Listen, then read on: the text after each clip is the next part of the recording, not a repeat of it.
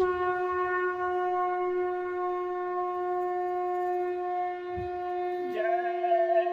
गुरुदेव। जय गुरुदेव।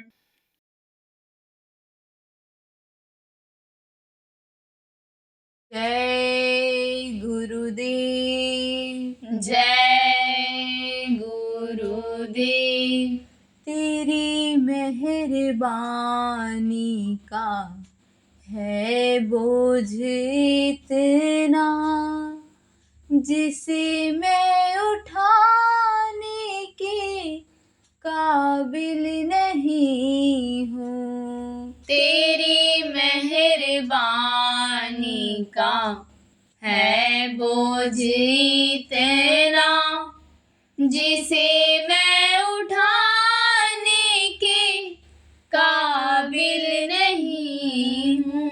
शरण आ गया हूँ मगर जानता हूँ, तेरे दर पे आने के काबिल नहीं हूँ। शरण आ गया हूँ मगर जानता हूँ, तेरे दर पे आने के काबिल नहीं हूँ। ये माना कि दाता हो तुम कुल जहाँ के, मगर कैसे झोली फैलाऊं मैं आके। ये माना कि दाता हो तुम कुल जहाँ के, मगर कैसे झोली फैलाऊं मैं आके। जो पहले दिया है वो कुछ कम नहीं है, उसी को निभाने के काबिल नहीं हूँ। जो पहले दिया है वो कुछ कम नहीं है, उसी को निभाने के काबिल नहीं हूँ। तुम्ही ने अदा की मुझे जिंदगानी, तेरी महिमा फिर भी हमने न जानी। तुम्ही ने अदा की मुझे जिंदगानी, तेरी महिमा फिर भी हमने न जानी। कर्जदार तेरी दया का हूँ इतना, ये कर्जा चुकाने के काबिल नहीं हूँ। कर्जदार तेरी दया का हूँ इतना, ये कर्जा चुकाने के काबिल नहीं हूँ। जमाने की चाहत में खुद को मिटाया, तेरा नाम हरगिज़ जुबां पर न आया। जमाने की चाहत में खुद को मिटाया, तेरा नाम हरगिज़ जुबां पर न आया। गुनहगार हूँ मैं, सजावार हूँ मैं, तुम्हें मुँह दिखाने के काबिल नहीं हूँ। गुनहगार हूँ मैं, सजावार हूँ मैं, तुम्हें मुँह दिखाने के काबिल नहीं हूँ। जी चाहता है मैं सिर को झुका लूं, गुरुदेव दर्शन जी भर के पालूं। जी चाहता है मैं सिर को झुका लूं, गुरुदेव दर्शन जी भर के पालूं। सिवा आसमाला के हे मेरे दाता, कुछ भी चढ़ाने के काबिल नहीं हूँ। सिवा आसमाला के हे मेरे दाता, कुछ भी चढ़ाने के काबिल नहीं हूँ। तेरी मेहरबानी का है बोझ इतना, जिसे मैं उठाने के काबिल नहीं हूँ। तेरी मेहरबानी का है बोझ इतना, जिसे मैं उठाने के काबिल नहीं हूँ। जय गुरुदेव, जय गुरुदेव।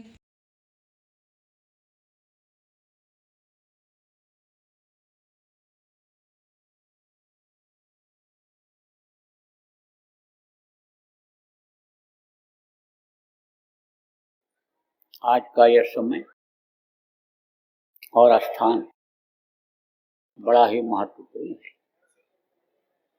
जब इस गुरु पूर्णिमा के पावन अवसर पर मैं राजस्थान की राजधानी जयपुर में अपने लोगों का मेल मिलाप हो रहा है, कुछ कहने और सुनने का मौका जीवन में मिल रहा है। सत्संग की दो बातें कहने का, बोलने का और सुनने का अवसर मिल रहा है। इतिहास बनता है। किस चीज का इतिहास बनता है? जो कार्य होता है उसका इतिहास बनता है। महापुरुष धरती पर आते हैं और अपना काम करके चले जाते हैं।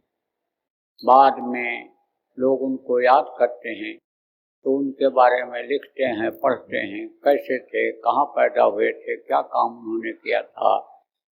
तो उसी का आप समझो धार्मिक ग्रंथ बन जाता है, उसी की किताब बन जाती है, उसी का इतिहास बन जाता है।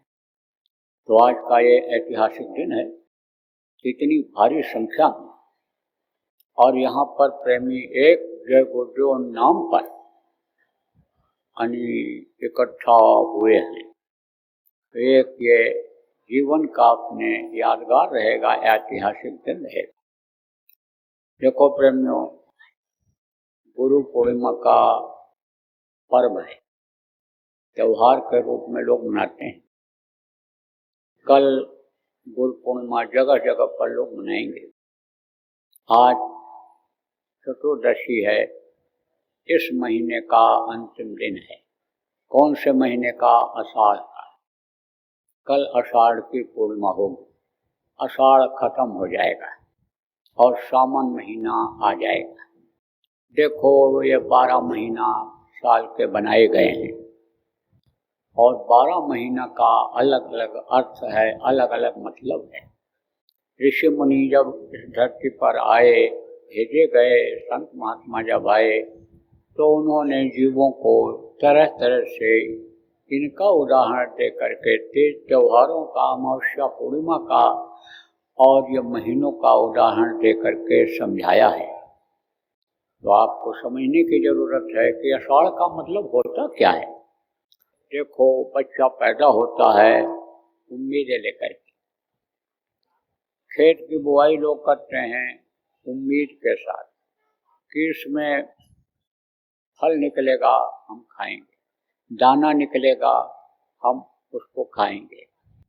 इसी तरह से बच्चा पैदा होता है उम्मीद लेकर के, आशा लेकर के। आषाढ़ का मतलब आशा लेकर के कि हमको समर्थ गुरु मिलेंगे, सच्चे गुरु मिलेंगे, हो जाएंगे हम, और इसी मनुष्य शरीर में अपनी आत्मा को जगा करके परमात्मा तक पहुंचा देंगे। अब हम फिर माँ के पेट रूपी नरक में, दोज़ख में नहीं जाएंगे, जहाँ मलमूत्र की बदबू 9 महीने आती रही, माँ के पेट की जलन हमको होती रही, अब हम वहाँ नहीं जाएंगे।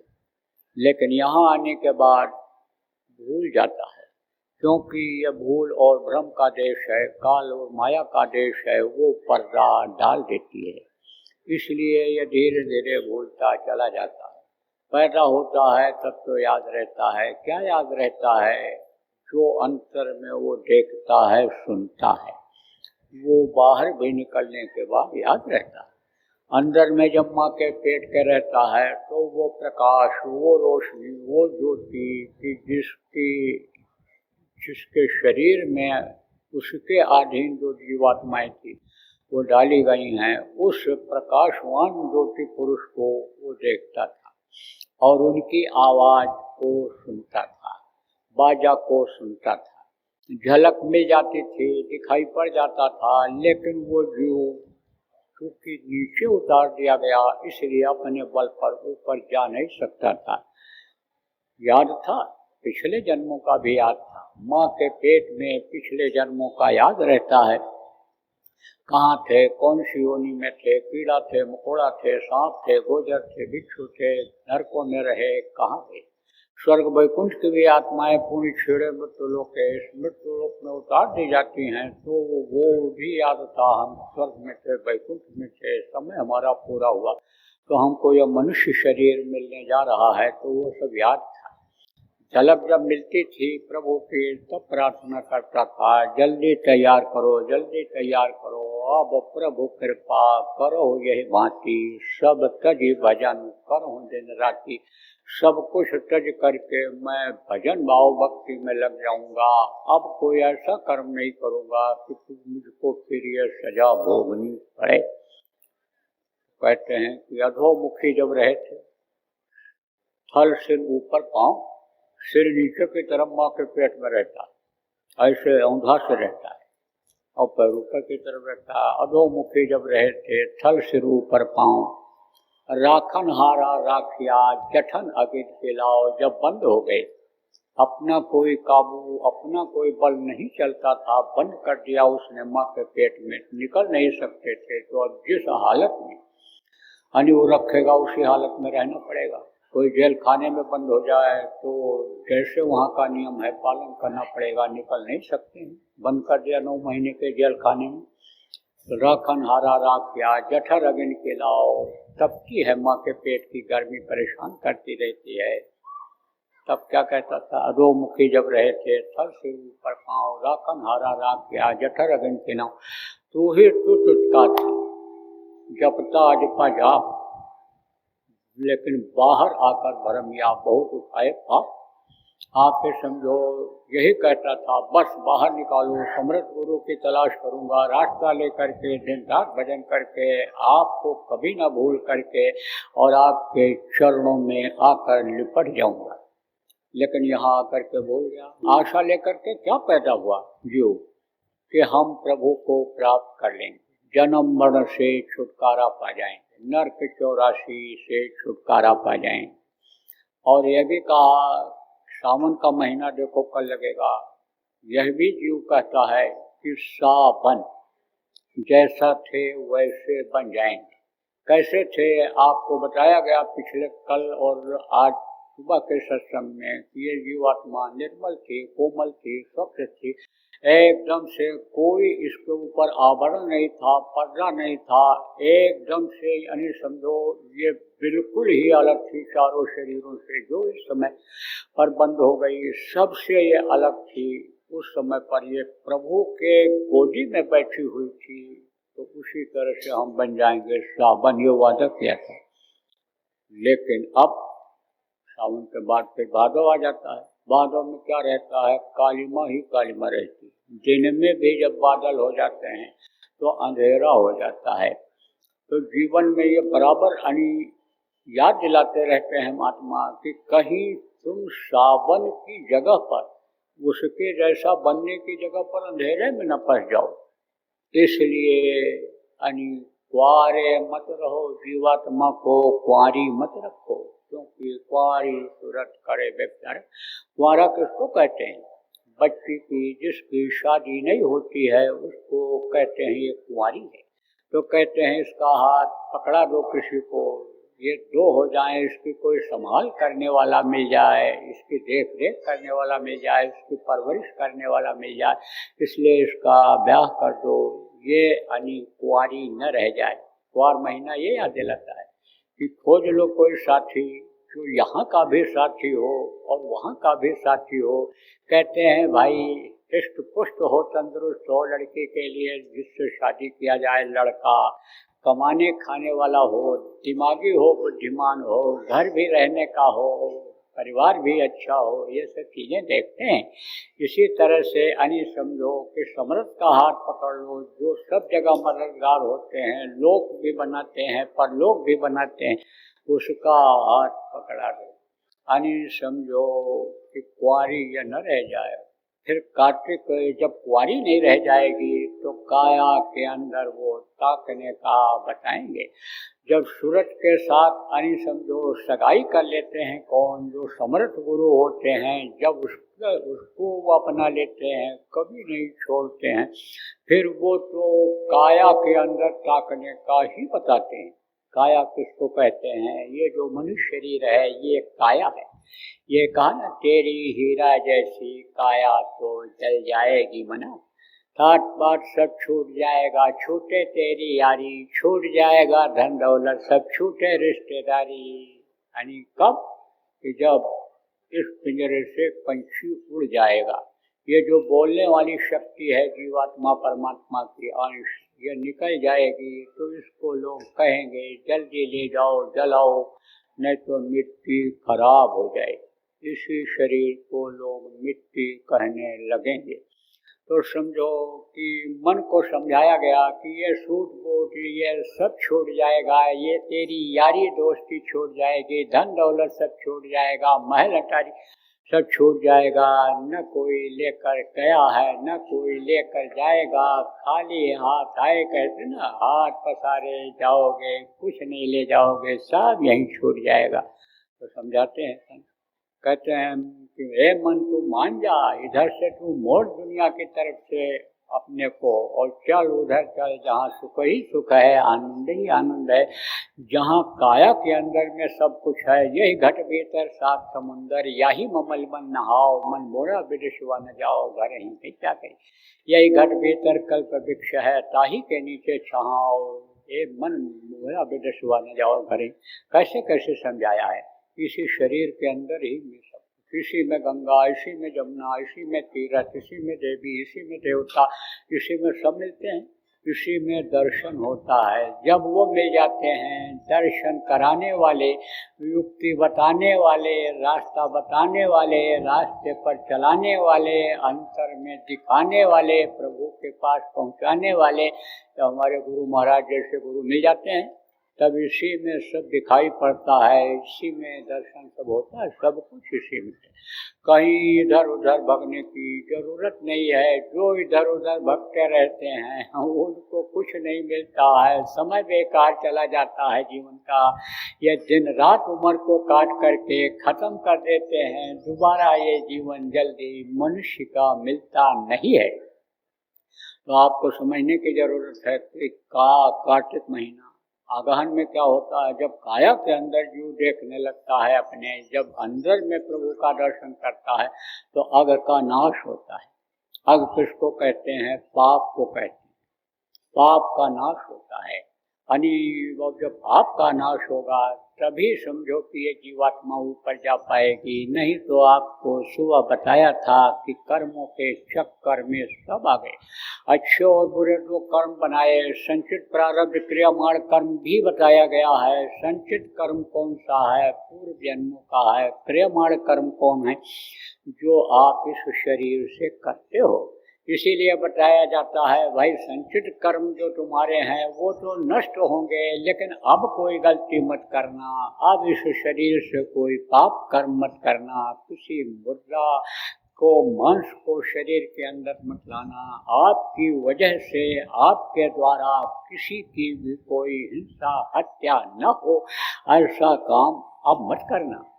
और प्रारब्ध कर्म होता है, प्रारब्ध के अनुसार ही यह मनुष्य शरीर मिला, प्रारब्ध के अनुसार ही यह धन दौलत मिला, प्रारब्ध के अनुसार ही गरीबी अमीरी मिलती है, प्रारब्ध के अनुसार ही शरीर मोटा और पतला होता है। ये सब प्रारब्ध इसके साथ जुड़ा हुआ है जो शरीर के साथ जाता है। तो कर्म यानी आप ये समझो जलते हैं, ये दोनों कर्म जलते हैं। आपको बताया था पाप पुण्य जब दोनों नाशय तब पावे मम प्रभाषय, और नहीं तो फिर स्वर्ग और वैकुंठ से भी नीचे उतरना पड़ता है, मृत्यु लोक में आना पड़ता है। स्वर्ग ही और वैकुंठ सब कुछ नहीं। अभी तो मैं आपको बताऊंगा सृष्टि की रचना कैसे हुई है, क्योंकि कहा था आपको बताऊंगा सृष्टि की रचना कैसे हुई है, तो बताना ही पड़ेगा।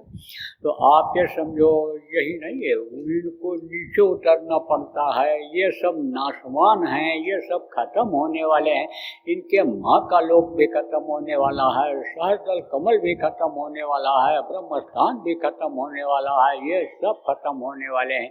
ये अविनाशी नहीं कहे जाते। पार ब्रह्म के लोक के धनी जो समझो पार ब्रह्म कहलाते हैं, उनको लोगों ने अविनाशी तो कहा है, लेकिन अविनाशी वो भी नहीं है। क्यों नहीं अविनाशी है? इसलिए कि उनको भी खाली करना पड़ता है, जाना पड़ता है, उनका भी महाप्रलय में लोक समय उनका लोक सीमितता है। अब यह जरूर है कि नित्य प्रलय, खंड प्रलय, ये तो प्रलय होते रहते हैं। नित्य प्रलय क्या है? मक्खी मच्छर पैदा हुए खत्म हो गए। तो महाप्रलय में तो कुछ नहीं रह जाता है। महाप्रलय में ये सब देवी देवता और ये सब पेड़ पौधे और ये सारी चीजें सिमट जाती हैं, तो देर में होता है, इसलिए उनको लोगों ने अविनाशी ब्रह्म कहा है। तो आपको समझने की जरूरत है, स्वर्ग ही वैकुंठ सब कुछ नहीं है। तो देखो पाप जब नष्ट होगा, अघनाश, आप समझो अघनाश जब होगा, तो अगहन के बाद फिर क्या आएगा? पूष। पूष, तो पूष में क्या है? ब्रह्म का यानी समझो भूत जो होता है, ब्रह्म का जो पूष होता है वो खत्म होता है। फिर जब वो खत्म होता है तब फागुन महीना आता है, यानी वो गुण आ जाता है कि फिर तो उसको कोई रोक नहीं सकता है। यह रहस्य गुरुदेव कर वेग न जाने कोई, जो जाने सदगुरु कृपा जन्म मरण नहीं हो। जब सदगुरु की कृपा हो जाती है तब जन्म मरण से छुटकारा पा जाता है, फिर उसके वेग को कोई रोक नहीं सकता है। फागुन से यानी समझो पूष माघ फागुन, फिर चैत। चैत फिर आता है, किस लिए आता है? चेताने के लिए आता है कि अगर चेतोगे नहीं तुम, क्योंकि सब लोग इस काम में नहीं लगते हैं, तो चेत महीना फिर आता है। कहता है चेत जाओ, याद करो उसको प्रभु को, मौसम बहुत बढ़िया है, न ज़्यादा ठंडी है न ज़्यादा गर्मी है। इस मौसम में तुम चेत जाओ, याद करो अपने प्रभु को, वादे को माँ के पेट के याद करो और तुम उसके याद में लग जाओ, और नहीं तुम बेसाख हो जाओ। बेसाख किसको कहते हैं? जिसकी सारी कीमत खत्म हो जाती है। लोग कहते हैं कि ये बड़े शौक वाले आदमी हैं, ये आवाज़ लगाते हैं, मूछें अटते हैं, तो सैकड़ों आदमी इनकी आवाज़ पर दौड़ पड़ते हैं, बड़े शौक वाले आदमी हैं। और बेशक किसको कहते हैं? कहते हैं सारा धन का नशा, सारा जमीन जायदाद का नशा, सारा परिवार का नशा, सारा जातिवाद का नशा, सारा भाई भतीजेवाद का नशा, सारा आतंकवाद का नशा, ये सब उतर गया जब सजा मिलती है। आदमी सजा देता है, समाज सजा देता है, परिवार सजा देता है। जब सजा ये नहीं दे पाते हैं, सजा से बाहर हो जाता है, तब वो कुदरत सजा देती है। सजा से कोई बच नहीं पाता है। देखो इस धरती का विधान है। एक से आए चले गए, बल विक्रम वेणु दधीश गए और पारथ व्यंजन भारत थाना गए, दुर्योधन जंग जुरे जिन 64 कोष में छत्तुर ताना, बल ऐसे बलवान गए जकरे घर 10 कोई रहा। सारे शाख वाले सब चले गए छोड़ करके। बड़े बड़े राजा महाराज आए, देखो खंडहर हो रहा है, आप ये समझो वहीं पर सांप बन करके जहाँ पर खजाना है वहीं पर आनी घूमते रहते हैं, रखवाली करते रहते हैं, कबूतर बन करके वहीं पर खजाने की रखवाली करते रहते हैं। तो आप समझो कोई रह गया, सारा शाख खत्म हो जाता है। इसलिए शाख न खत्म हो जाए, बेशाख न हो जाओ, इसलिए ज्येष्ठ बन जाओ। ज्येष्ठ महीना आता है। ज्येष्ठ कौन होता है? जो उत्तम श्रेष्ठ होता है वो ज्येष्ठ होता है। तो देखो हाथी का बच्चा गधा बन पाएगा? गधा कितना भी ऊंचा हो जाए तो हाथी के बच्चे से नीचे ही रहेगा। इसलिए जो ये आत्मा है प्रभु की अंश है, ये अन्य समझो ज्येष्ठ ही है। लेकिन जब इसके अंदर हम गुण लाएंगे, उसका असर लाएंगे, तभी तो ये श्रेष्ठ बन सकती है। तो समझो इस महीने का मतलब आपको समझा दिया। अब गुरु पूर्णिमा क्यों कहते हैं इसको? गुरु पूर्णिमा तो देखो बिन गुरु हो न ज्ञान, गुरु की जरूरत पैदा होते ही पड़ती है। बच्चा जब पैदा होता है तो सबसे पहले माँ को सूंघ करके पहचानता है और माँ सबसे पहले दूध पिलाना सिखाती है। आप देखो बच्चे को कुछ नहीं मालूम रहता है कि हमारा पेट कैसे भरेगा, तो माँ अपने स्तन को बच्चे के मुंह में डालती है और फिर बच्चा मुंह जब फुलाता है और उसमें से दूध निकलता है, तब आप ये समझो वो पीता है, तब माँ से उसको प्रेम हो जाता है, मोह हो जाता है। अब आप ये समझो दूध कौन भरता है? जिसको आज लोग बोल रहे हैं, दो ही चीज बोल रहे हैं, क्या? प्रभु को और मौत को, और दोनों सत्य है। तो कौन भरता है? प्रभु भरते हैं, जो मनुष्य शरीर देते हैं वो भरते हैं। पैदा होने के पहले ही देखो वो व्यवस्था बना देते हैं। तभी तो कहा ना, अजगर करे न चाकरी, पंछी करे न काम, दास मलूका कह गए, सबके दाता राम। अब आप से मैं कहूँ कि आप भ्रम और भूल में हो, और नहीं हम बड़े होश में हैं।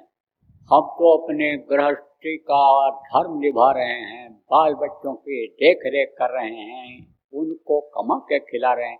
लेकिन ये भूल है आपकी कि आप नहीं कमाओगे, आप नहीं खिलाओगे तो बच्चे भूखों मर जाएंगे। यही सबसे बड़ी आपकी भूल और भ्रम के देश में भूल है। सारा इंतजाम वो करता है।